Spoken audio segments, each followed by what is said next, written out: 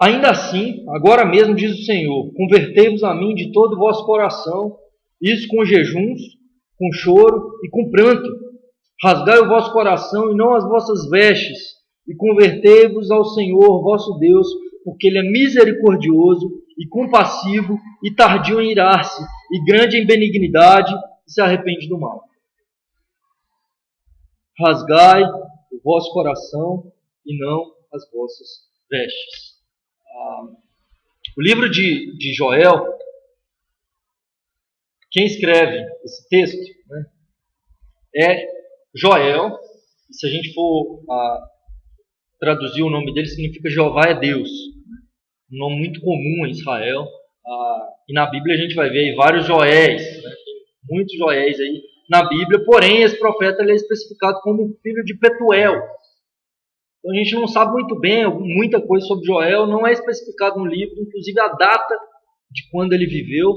A gente sabe que provavelmente ele tenha vivido em Judá, né, e morado próximo ou em Jerusalém, porque ele profetizou focado para Jerusalém. Né. Com relação à data, não dá para a gente ter muita certeza, tem muita divergência, tem gente que coloca ele mais próximo aí depois do exílio, no ano 400 aí, antes de Cristo, por aí, e tem gente que vai colocá-lo aí entre 835 e 800 antes de Cristo.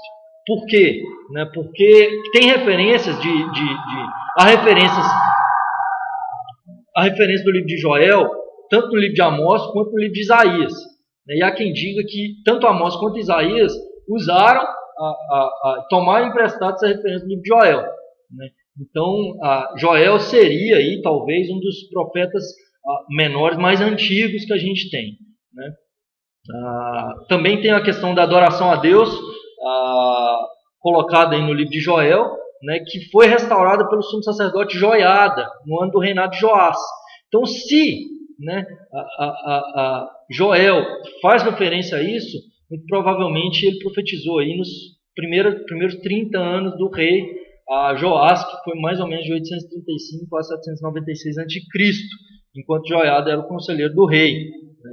E foi o período aí que Joás teve de acordo com a palavra de Deus. Né? Posteriormente, depois da morte de Joiada, ele se afasta do Senhor.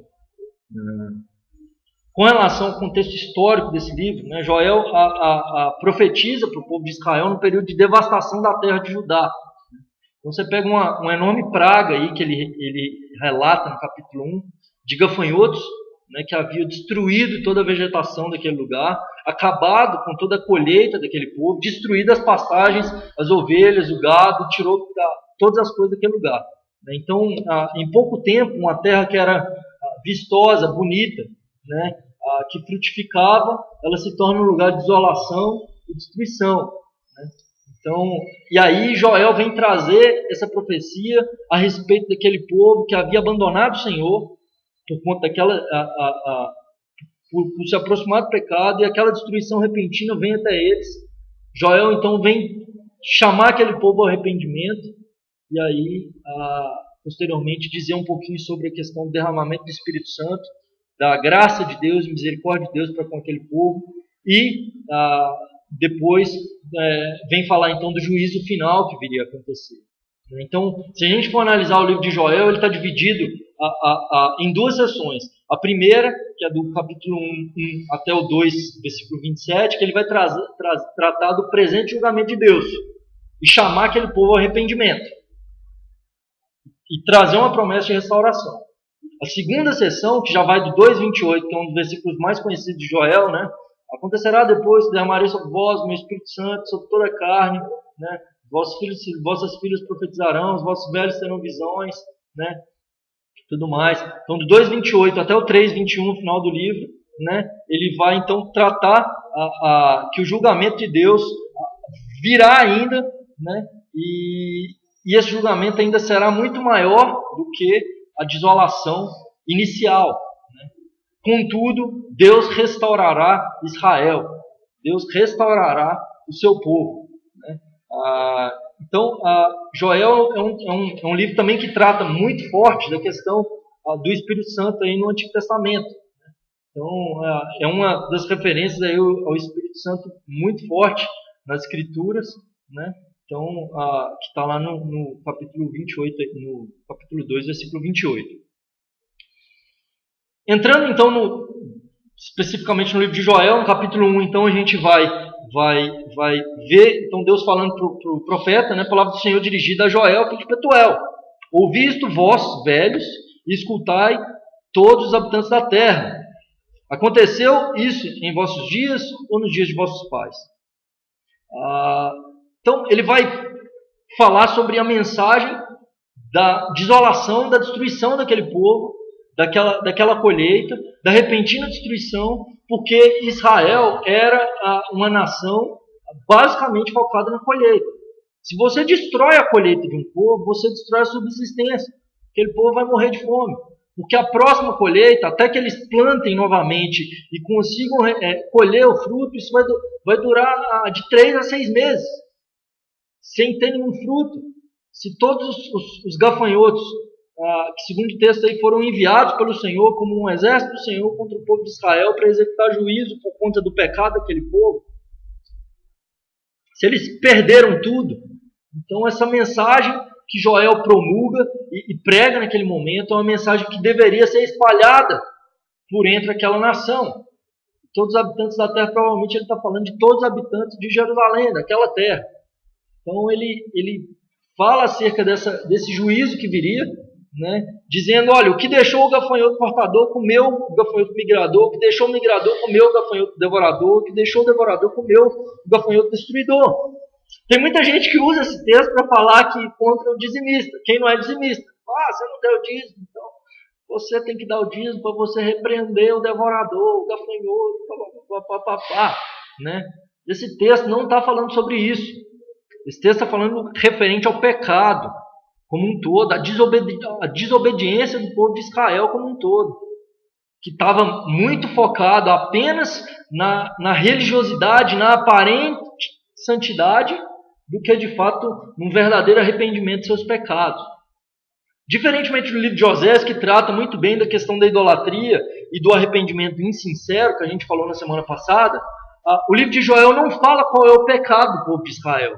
Mas existem alguns trechos aí, como o que a gente leu logo no início, rasgai o vosso coração e não as vossas vestes, que vai mostrar um pouco de como aquele povo estava vivendo. Então, diante do pecado, da desobediência a Deus como um todo e como nação, Deus traz repentina destruição para aquele povo. Que tipo de destruição? Tirando a provisão daquele povo. Assim como acontece no livro de Oséias, Deus tira a provisão daquele povo para que aquele povo possa se voltar para ele. O que muitas vezes acontece? A gente busca Deus, Deus nos abençoa, Deus traz para nós tudo aquilo que nós necessitamos, nos supre as nossas necessidades, e nós nos afastamos do Senhor.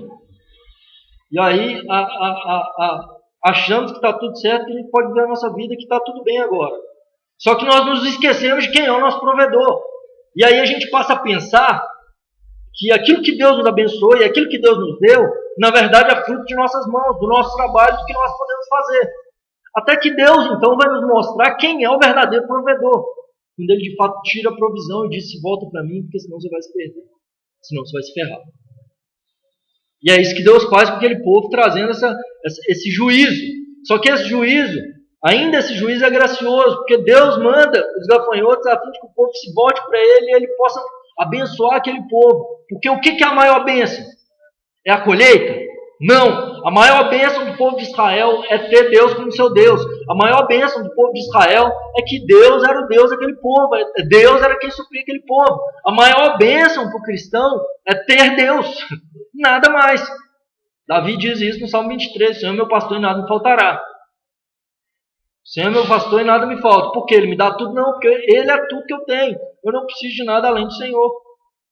A quem tenho eu nos céus além de ti? E não há na terra que eu queira mais do que a ti. Se eu tenho Deus, eu não preciso de mais nada. Não há nada na terra que eu queira, se eu tenho Deus. Então, o que Deus faz com essa repentina destruição, no capítulo 1, que a gente vai ver, dizendo, e no capítulo 1, aí, até o final dele aí, a gente vai ter o Joel explicitando toda a destruição que veio sobre Jerusalém e sobre Judá, né? Então a gente percebe isso, e aí no capítulo 2 ele já começa esse capítulo alertando o povo de Jerusalém acerca da iminente invasão dos inimigos que estariam por vir, não apenas a destruição da colheita, mas também uma iminente destruição de sua terra e do seu povo, né? E aí ele proclama então a necessidade de um arrependimento nacional, para que esse mal que foi predito não viesse sobre Sião. E aí a gente vai ver isso no capítulo 2, do versículo 1 até o 27.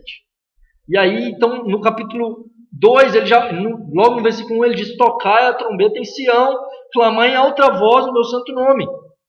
Tremos, moradores da terra, porque o dia do Senhor vem, já está perto. Então ele vai tratar sobre esse dia do Senhor, numa linguagem de trombeta, de tocar trombeta, de guerra, de se preparar para a guerra, de estar preparado para o dia do Senhor que virá, e esse dia vai ser terrível. E aí o profeta Joel conclama aquele povo a se apresentar para a batalha. No versículo 2, então, ele vai dizer: dia de trevas e de escuridão, de nuvens e densas trevas. Que um povo grande e poderoso, como nunca houve desde o tempo antigo, nem depois dele haverá pelos anos adiante, de geração em geração.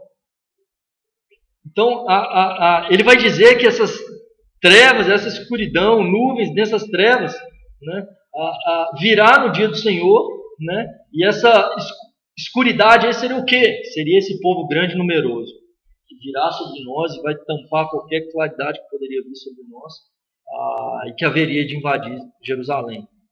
Por que o povo de Israel abandonou o Senhor?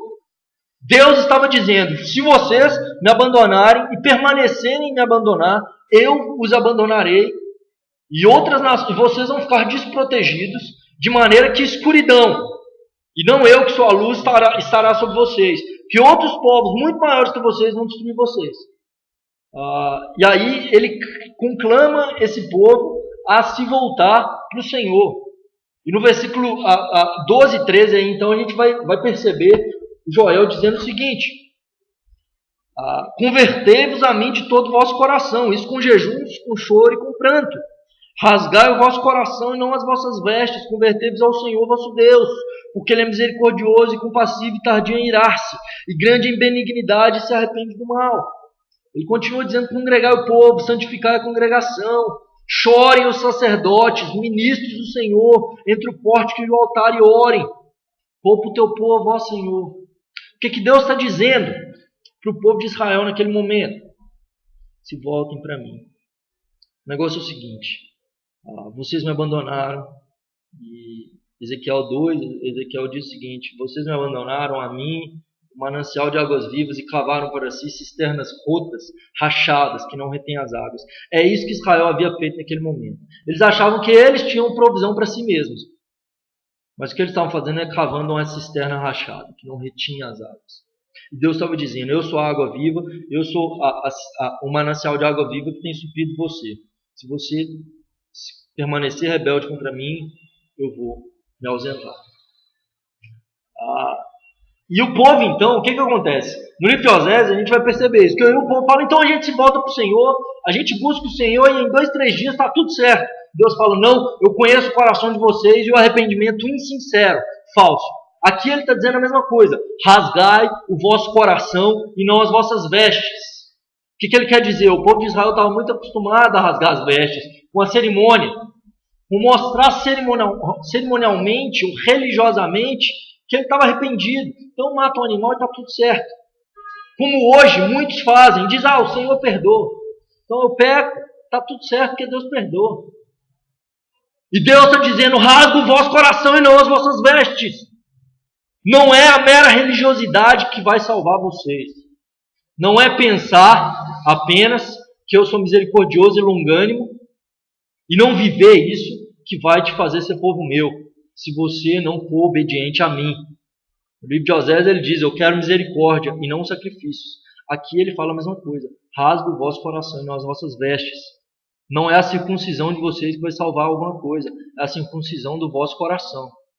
Se o seu coração não se voltar completamente a mim, se vocês não se arrependerem de todo o vosso coração como nação, se os sacerdotes não se voltarem para mim, se todo o povo de Judá não se voltarem para mim, virá repentina destruição sobre vocês.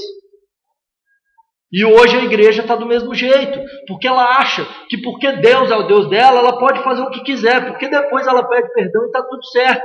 Cristianismo é obediência, cristianismo é glorificar a Deus todos os dias, viver para a glória de Deus e seguir esse Deus que nós estamos estudando aqui no Antigo Testamento, nem no Novo. No Antigo Testamento a gente vê quão gracioso é esse Deus quando ele se ausenta para que o povo busque, porque o povo não buscando estaria desprotegido e iria ser destruído. Hoje é a mesma coisa, nós deixamos de buscar a Deus para cavar com as nossas mãos, ou a gente quer que Deus ainda encha a nossa cisterna rachada e fala, Deus, manda água aí nesse negócio que eu estou fazendo.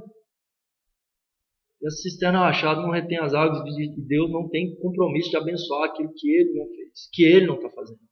E Deus não tem compromisso de abençoar um povo rebelde, um povo que se arrepende de forma insincera, um povo que se afastou dele. E no versículo 12 até o 27, ele vai estar dizendo isso, se arrependam de verdade, porque eu sou misericordioso, eu sou compassivo, eu sou longânimo, ou seja, tardio em irar-se.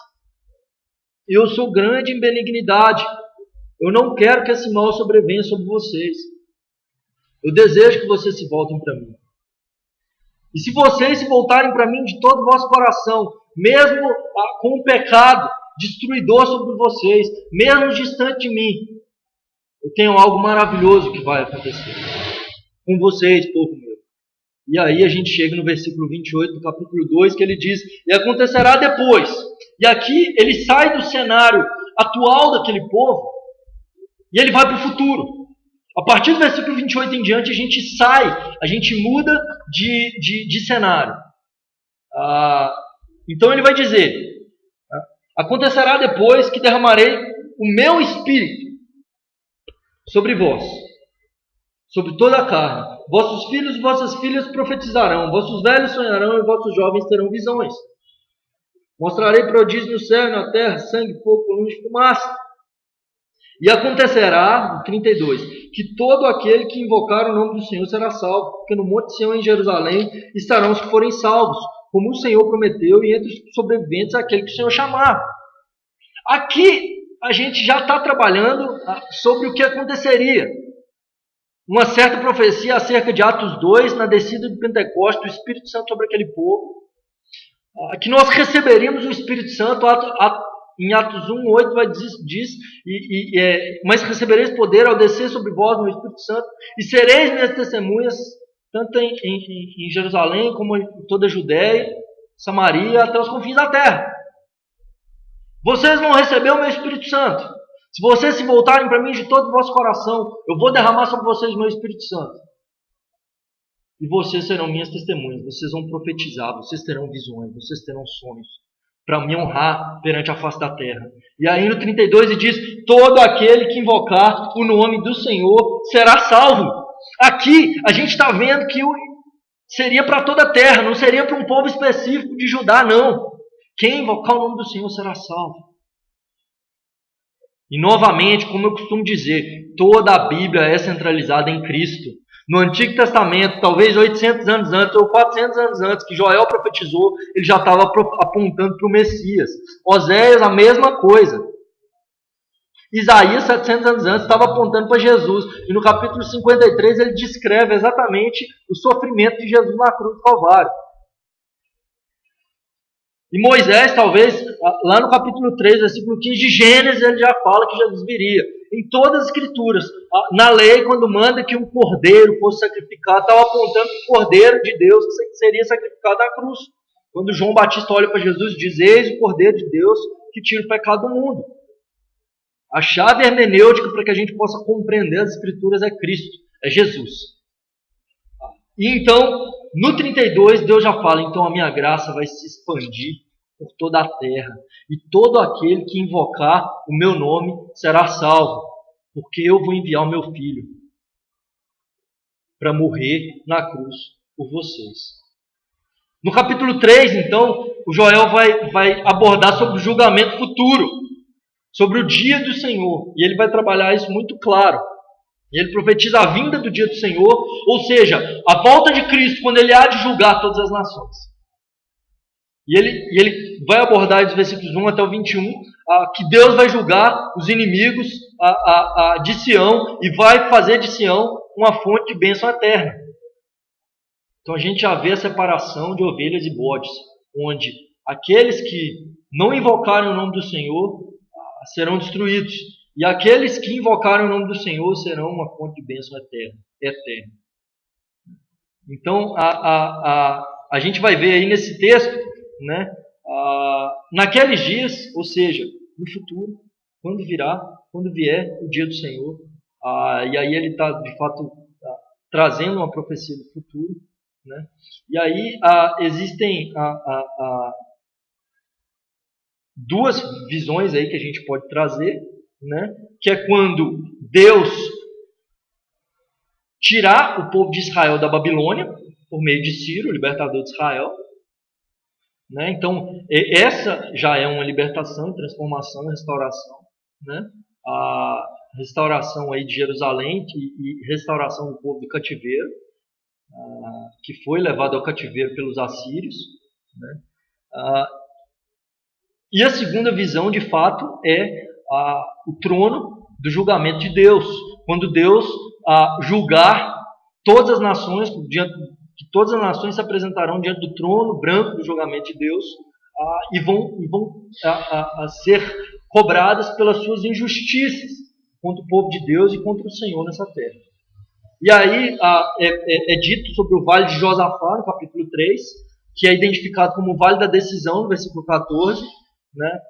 Um nome simbólico, né? A localização desse local aí é desconhecida, mas nesse vale da decisão, né? Esse vale de Josafá, vai ser onde o julgamento do Senhor vai acontecer, e onde todas as multidões vão se apresentar diante do Senhor nesse grande julgamento do Senhor. E esse dia do Senhor é iminente. Esse dia de julgamento é iminente diante do Senhor. É importante, gente, e é extremamente importante para nós, tanto o povo de Israel, quando Joel profetiza para o povo de Israel e diz: é iminente a vinda do Senhor. É iminente o dia da decisão. É iminente o dia que nós vamos nos apresentar diante do trono do soberano Deus, do trono branco dele, onde nós seremos julgados por aquilo que nós fizermos, onde as nações vão se apresentar diante dele e nenhuma injustiça ficará impune. O povo de Israel precisava de ter isso em mente, assim como nós hoje precisamos ter isso em mente. A noção do julgamento de Deus muitas vezes está distante demais da nossa mente, porque o trono de julgamento de Deus pode acontecer talvez para cada um de nós que está acompanhando esse vídeo, né? Somos dezenas de pessoas nesse momento, centenas. E talvez o dia do trono de julgamento de Deus chegará para alguns dentro de pouco tempo. Nós não sabemos o dia de amanhã. Nós não sabemos quando Jesus vai voltar, mas nós sabemos que todos nós iremos nos apresentar diante dele quando morrermos. E eu creio numa doutrina que chama já é ainda não. Hoje nós estamos aqui. Quando nós morrermos, nós já estaremos lá, diante do trono de Deus. O povo de Israel tinha um juízo iminente diante de si. E eles já estão diante do trono de Deus. Aquele povo já morreu. E nós nos apresentaremos diante desse trono também. E a cena final do capítulo 3 aí do livro de Joel é uma cena maravilhosa para aqueles que creem. Porque nenhuma injustiça ficará impune. Para o cristão, a injustiça dele já foi punida na cruz do Calvário em Cristo. Quando nós entregamos nossa vida a Cristo e vivemos em obediência a Ele, todos os nossos pecados foram pagos na cruz do Calvário. Nós chegaremos diante de Deus como justos, justificados, sem pecado, porque o nosso pecado foi levado sobre Cristo e já foi punido. Então a gente vai ser liberto. Aqueles que não creram em Cristo, viveram em desobediência a Deus, serão punidos. E aí no versículo 18, o Joel termina o livro dizendo: e há de ser que naquele dia os montes destilarão mosto e os outeiros manarão leite, e todos os rios de Judá estarão cheios de águas, sairá uma fonte da casa do Senhor e regará o vale de Sitim. O Egito, os homens obedientes a Deus, se tornará desolação. Edom fará um deserto abandonado, por causa da violência que fizeram aos filhos de Judá. Judá, porém, será habitada para sempre, Jerusalém de geração em geração. E no 21, o último versículo do livro de Joel, ele diz o seguinte: eu expiarei o sangue dos que não foram expiados, porque o Senhor habitará em Sião. Eu expiarei, ou seja, eu tornarei justo, eu tornarei, eu pagarei pelo pecado deles. Não ficará impune, porque eu vou pagar pelo pecado desse povo.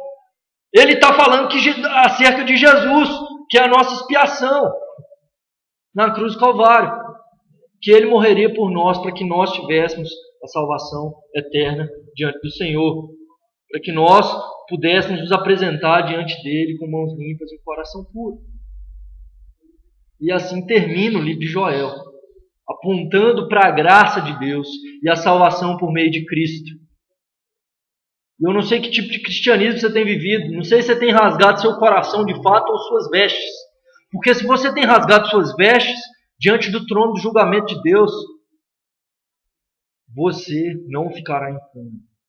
Deus conhece o nosso coração. Por isso, eu quero te convidar e te chamar a rasgar o seu coração nessa tarde, para que Deus possa expiar os seus pecados, perdoar os seus pecados, trazer salvação sobre a sua história. Eu quero te chamar a orar comigo nesse momento. Se você deseja entregar sua vida a Cristo e reconhecer nele seu Senhor e Salvador, dono da sua história, Senhor da sua história, a fim de que você seja salvo de você mesmo, repita comigo essa oração no seu coração, dizendo: Senhor Deus, eu reconheço que o Senhor morreu a minha morte para me dar a sua vida, que Cristo pagou pelos meus pecados na cruz do Calvário. Reconheço que Ele é o meu Senhor e o meu Salvador, meu amigo, meu Deus. Salva-me de mim mesmo. Eu quero rasgar o meu coração e não as minhas vestes. Eu me arrependo dos meus pecados. Eu quero viver para Ti, para a Tua glória, Teu louvor. Salva-me, serei salvo. Muda o curso da minha história em nome de Jesus. Amém. Amém, queridos. Deus abençoe vocês. Aí somos 100 pessoas. Glória a Deus pela vida de vocês. Aí 100 pessoas que acompanharam esse estudo aí até o final. Louvado seja Deus mesmo. É algo maravilhoso a gente estudar a palavra de Deus e conhecê-la profundamente. Não adianta você pegar o livro de Joel, um versículo apenas, interpretá-lo de forma isolada. Por isso é importante que a gente se aprofunde no conhecimento das Escrituras, e clamando a Deus e ler de joelhos. Não adianta ler como um livro histórico. Ler de joelhos para que o Espírito Santo nos instrua. E procure uma comunidade, um local onde estuda a Bíblia e expõe a Bíblia de forma correta e não focado em vitória, em prosperidade financeira apenas. Você possa buscar o conhecimento das Escrituras. Amém, queridos? Deus abençoe vocês.